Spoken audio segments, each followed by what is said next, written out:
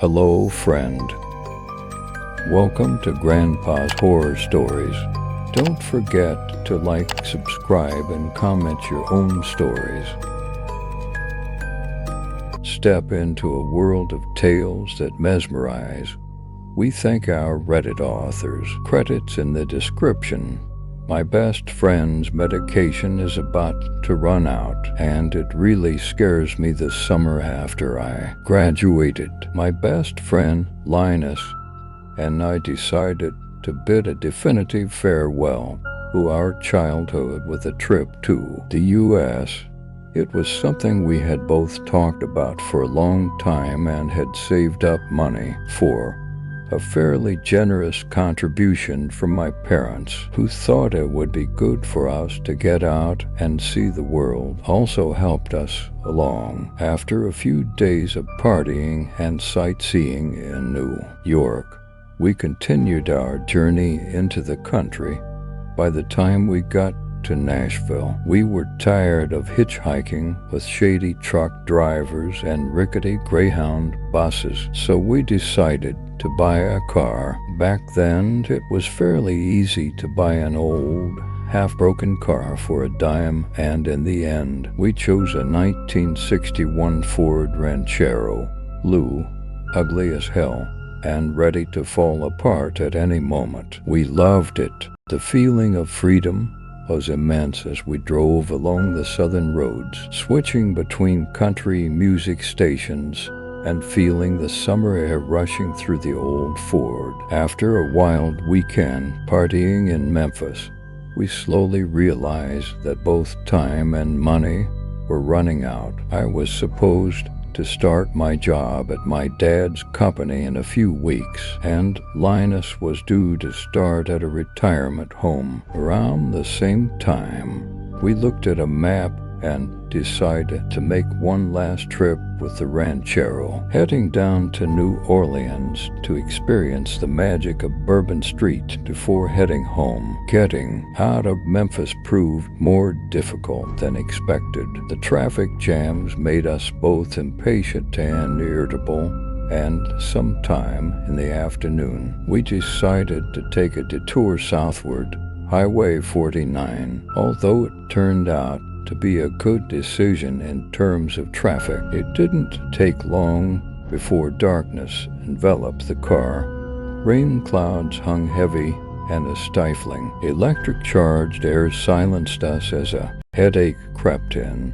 Eventually, neither of us wanted to drive anymore, so we pulled off at a motel north of the town of Clarksdale, Mississippi. The pleasure of taking off our sweaty clothes, jumping into the shower, and then pouring a bourbon while the thunderstorm raged outside was very comforting. Linus and I sat on separate beds in the motel room, American TV playing in the background, a bottle between us, talking away for hours. I still remember it as one of the most beautiful nights of my life. After a few hours, the rain had eased and the clouds had cleared. We were both quite tipsy and felt a walk would do us good. The moon hung gigantic over the hills and woods of Mississippi, and its blue-white light gave a mystical yet secure feeling as we walked. In the middle of the night, by midnight, we reached a major crossroads and decided it was a good place to turn back. The night had turned chilly, and our legs weren't as spry as we'd hoped. About 100 feet before the crossroads was a large information sign. The always curious Linus stopped to read while I took a moment to relieve myself a bit away. When I returned, Linus looked at me with wide eyes. "Do you know what this crossroads is?" he asked, barely containing his excitement. "No," I reply. "Isn't it just a regular crossroads? This is where Robert Johnson sold his soul to the devil," Linus said, looking at the board once more. A while later, Linus who was very interested in music, had told me all he knew about blues icon Robert Johnson, who was said to have sold his soul to the devil right here at the crossroads north of Clarksdale. In exchange, Johnson was said to have been granted the gift to play guitar like a master. Johnson had become one of the real legends in music. Even long after his death, Robert Johnson died at the age of 27 in 1938, probably from syphilis. Before I could react, Linus had left my side and was now running towards the crossroads. His long legs march over the summer-burned grass. In the moonlight, his figure looked almost dreamlike. The darkness laid heavy on the landscape, and it was impossible to see more than a few yards into the void. I constantly felt that we were being watched, that something was out there. I didn't want to stay. I just wanted to go back to the motel and sleep. The story of the Devil's Crossroads had made me uneasy. I've always been quite timid, especially afraid of ghost stories. Still, I followed my best friend. When I arrived, Linus stood in the middle of the crossroads, arms outstretched and gaze turned upward. "Come on," he shouted, as if he saw something far above. "Stop it. It's not funny." I tried, but Linus continued, "I sell my soul. If only we can be best friends forever. If I can be his best friend forever. You have my soul." He laughed at his prank and twirled around, looking up. Linus was in excellent spirits when we returned to the motel and insisted that we sit down in the bar of the roadhouse next door. We still had enough money to cover gas to New Orleans, plane tickets home, and a bit extra, so I figured it wouldn't hurt if we spent a few bucks on drinks. I was still a bit shaken from the event at the crossroads. We played pool, talked to strangers. When Linus went outside to smoke with an older woman he had met, I noticed a man at the bar that I hadn't seen all night. It was strange, as it was a small bar, and the same 10 or 15 people had been there the whole evening. But I couldn't remember seeing this man before. What really struck me was that he was staring straight at me. There was no doubt about it. He wore a black suit, a white shirt with a blood-red tie, long black slicked back hair, and a well-groomed beard that framed his pale face. But it was his eyes that really stood out. Deep, cold, black eyes staring straight at me. I tried to acknowledge him with a quick nod. The man smiled, got up, and approached me. "I hope you know what you're getting into," the man said in a deep, almost trembling bass voice, in perfect Swedish. I was taken aback by his words and couldn't utter a syllable. The man smiled again, reached into his jacket pocket, and took out a white pill bottle without a label. It rattled as he shook it demonstratively. "He'll need these," the man said, handing me the bottle. I took it without saying anything, as if all my critical thinking had been blown away. Accepting a bottle of pills from a stranger in the middle of the American countryside wasn't exactly what I had planned for the evening. I looked down at the bottle, opened it, and saw that it was filled with small red pills, hundreds of them. When I looked up again, the bar counter was empty. The man had disappeared. The rest of the trip went smoothly. We had an unforgettable weekend in New Orleans, sold the ranchero for a few $100s, and a few days later, we were back in Sweden. So, why am I telling you this? Well, I started having serious problems. 25 years have gone by since that summer in the U.S., and Linus is very ill. I didn't fully realize how bad his condition was until today. The day started like most others. I woke up, had breakfast, kissed my children and wife goodbye, and drove to work as usual.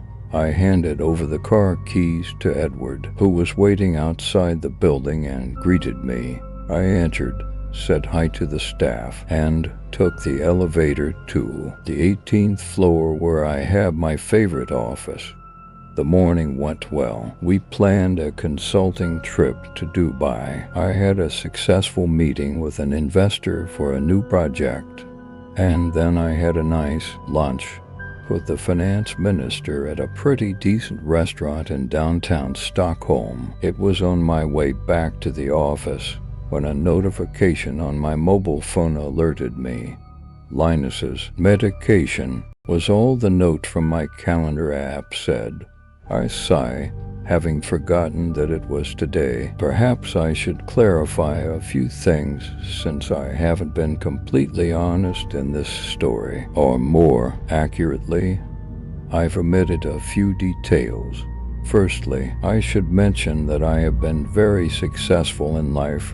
Shortly after returning home, I got a job at my father's company, and when he passed away a few years later, I took over his stock portfolio, including majority shares in all the companies. I made successful investments in factories in China, India, and South Africa, and made profitable placements in real estate and commodities. Call me old-fashioned, but I firmly believe that one has to put in the effort to get anywhere in this world, and that every man is the master of his own destiny. I've worked hard and made my way up on my own, and I deserve what I have achieved. But none of that matters now that my best friend is ill, seriously ill. He is like a brother to me, my family. When I returned from lunch, I went up to my office, unlocked my safe, and took out Linus's medicine bottle. There were only a couple of red pills left.